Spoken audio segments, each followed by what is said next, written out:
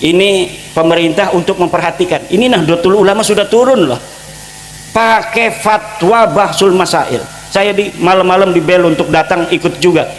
Kata saya tidak mau ikut-ikut dulu, nanti kalau sudah kondisinya kondusif baru saya ikut-ikutan lagi. Sekarang mah iya, saya sekarang ini lebih baik bersama Nahdlatul Ulama di bawah ini, enak sekali. Kenapa? Karena Nahdlatul Ulama hari ini sudah 56%, Bu. Dari seluruh masyarakat yang mengaku Islam, 56%-nya mengaku NU. Ini sebenarnya pun kata sebagian teman, ini sudah dapat ngepres sebenarnya lebih dari 56%, tetapi tidak baik untuk keseimbangan suatu bangsa di mana sebuah organisasi sangat mendominasi dari jumlah kuantitas. Sebenarnya lebih daripada 60%, tetapi ditekan agar apa? Agar tidak terlalu gejlok. Masa iya, nanti akan bahaya sekali.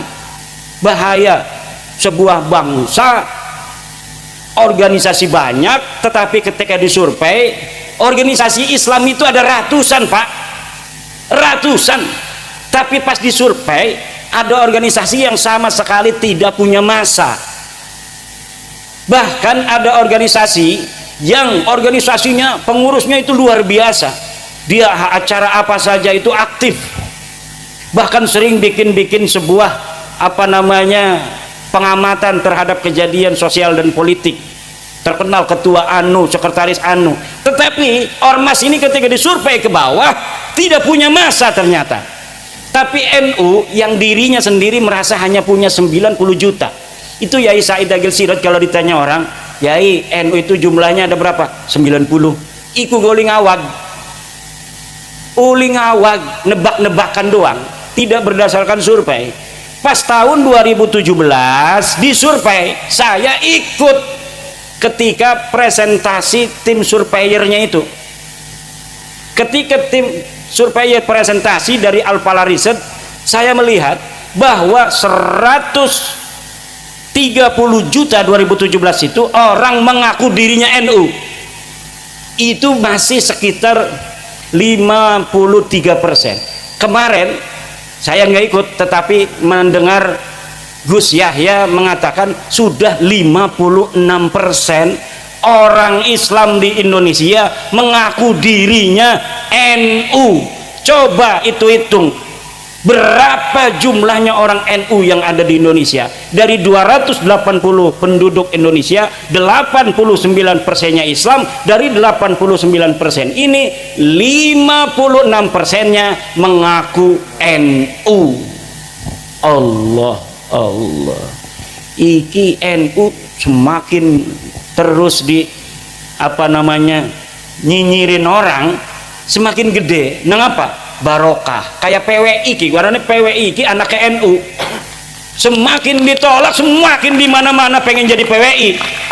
Syaratnya PWI harus bermitra di bawah NU. Ini permintaan dari mana-mana, bahkan di Jawa Barat. Kenapa kemarin itu sampai ada sedikit permasalahan organisatoris, ketua Jabarnya itu dibekukan. Itu dibukukan bukan karena dia itu ada kesalahan yang fatal, bukan, karena banyak kabupaten yang pengen dilantik oleh DPW Jabar susah mencari kiainya, ketuanya kiai, banyak acara. Jadi kabupaten-kabupaten pengen dilantik, nyari kiainya susah. Jadi mereka datang sendiri kepada kantor pusat di Cirebon. Akhirnya udah, kata ketua umum PWI Kiai Abbas, Jabar dibekukan aja. Kiai Abdul Mujib pengurus atau ketua Jabar dijadikan pengurus pusat dulu. Akhirnya sekarang dibentuk lagi yang baru, ketuanya Kiai Abah Setu. Itu mulai orang-orang pada ingin setiap kabupaten dilantik PWI-nya di tingkat kabupaten. Jadi Ini luar biasa PWI ini, kayak NU zaman dulu. NU zaman dulu itu kadang-kadang belum ada pengurus provinsi, ada kecamatan yang sudah mendeklarasikan MWCNU.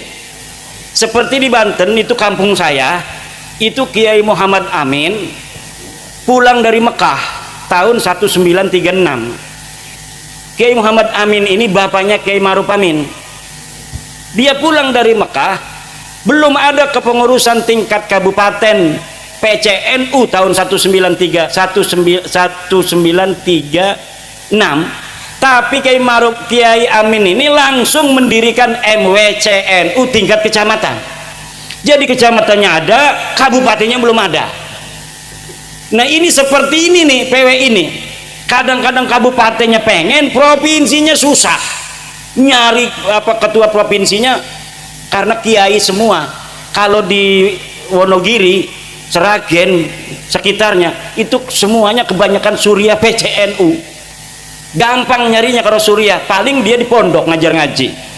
Tapi kalau kiai penceramah susah. Nyari saya itu gampang, Pak, karena ada di pondok ngajar ngaji tiap waktu. Asar ngajar ngaji, maghrib ngajar ngaji, subuh ngajar ngaji. Sekarang ini nggak ngajar ngaji nih ya karena dikerjain oleh Kiai Rosid, suruh bertemu dengan saudara-saudara Presiden Soekarno supaya saya dapat barokah. Ya Presiden Soekarno, terima kasih atas perjuanganmu dulu membebaskan bangsa dan negara ini dari penjajah. Terima kasih Blitar, kami bangsa Indonesia mengucapkan terima kasih untuk Blitar yang telah melahirkan putra sang pajar Presiden Soekarno yang kemudian membebaskan kami dari penjajahan Belanda, penjajahan Jepang. Kita tinggal menghancurkan penjajahan spiritual, pengakuan orang-orang yang merasa lebih mulia dari orang lain. Ini bahaya bagi keagamaan masyarakat Islam. Dalam ajaran Islam, inna dina indallahil Islam, sesungguhnya agama yang paling mulia adalah agama Islam. Dan dalam Islam orang yang paling mulia itu adalah orang yang paling bertakwa. Inna akramakum indallahi atqakum. Bahwa sesungguhnya orang itu bukan dilihat kemuliaannya dari keturunan siapa dia, dilihat dari pangkatnya, dilihat dari banyaknya uang, tidak, tapi dilihat dari takwanya. Semakin dia bertakwa maka dia semakin mulia di hadapan Allah Subhanahu wa ta'ala. Tidak ada di dalam Islam orang dilihat dari keturunannya. Dia mau keturunan siapa saja, kalau dia bertakwa maka dialah yang paling mulia. Inilah ajaran Islam dan inilah ajaran Pancasila, sila kedua, kemanusiaan yang adil dan beradab. Jangan mau dibohongi bahwa Anda lebih rendah dari mereka dan mereka lebih mulia dari Anda hanya berdasarkan pengakuan bahwa mereka sebagai keturunan Nabi. Apalagi yang mengaku itu keturunan palsu, yang DNA-nya tidak terkonfirmasi, nasabnya tidak ada di kitab nasab, nama-namanya dalam kitab sejarah. Jangan mau kalian orang-orang mulia, turunan orang mulia, orang Blitar bahannya bahan bagus, bisa jadi presiden. Sudah terbukti orang yang lahir di Blitar bisa jadi presiden. Haram hukumnya orang Blitar merendahkan diri di hadapan bangsa lainnya, apalagi bangsanya itu bukan bangsa Indonesia. Tunjukkan dada orang Blitar, dada orang Blitar. Dadaku, iki dadaku, endi dadamu, kata Presiden Soekarno. Indonesia menggugat itu siapa? Insinyur Soekarno. Sekarang Blitar menggugat nasab Balawi. Tidaklah heran kalau Blitar ini menjadi salah satu pelopor di Indonesia terhadap peningkatan martabat, harkat, derajat jati diri bangsa Indonesia. Karena dari Blitarlah putra sang pajar dilahirkan. Siapa saja orang yang terlahir dari Blitar pantas jadi presiden Republik Indonesia.